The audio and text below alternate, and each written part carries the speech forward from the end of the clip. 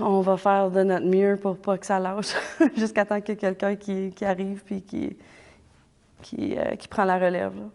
OK, on va vous faire une petite tourne en français. J'espère que vous la connaissez. Marie-Ève Guittard est l'une des bénévoles au Chapleau Hub, une ancienne église convertie en restaurant par une famille de Toronto qui s'était temporairement installée à Chapleau pendant la pandémie.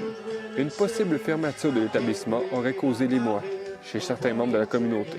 On n'aurait pas de place pour socialiser. Les jeunes de mon âge, ils n'ont pas vraiment aucune place à socialiser. Fait qu'ici, c'est une des plus grandes places. Ça serait vraiment triste s'ils ferment. Afin d'éviter la fermeture, les plus fidèles clients se sont donc serrés les coudes pour diriger le restaurant de façon bénévole, en attendant que les prochains acheteurs se manifestent. Je sais que c'est surprenant, mais je suis pas vraiment surpris. Parce que dans une petite ville, tu vas voir des choses comme ça.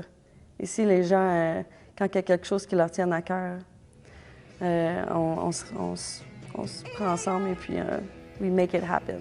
Les raisons pour lesquelles les gens s'impliquent sont diverses, comme le raconte cette enseignante. Mais pour moi, c'est pas tout à propos de l'argent. Puis même avec les élèves que je travaille avec, je veux dire ça aux autres que tu peux faire du bien sans pas te faire payer.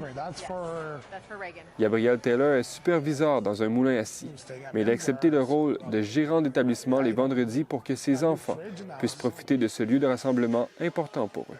Bien, c'est à cause de mes jeunes. Mes garçons, c'était une place où mes garçons venaient les vendredis soirs pour passer du temps avec leur mère. Et en connaissant l'histoire de ceux qui les servent, les clients sont aussi plus patients et compréhensifs face aux bévues du personnel.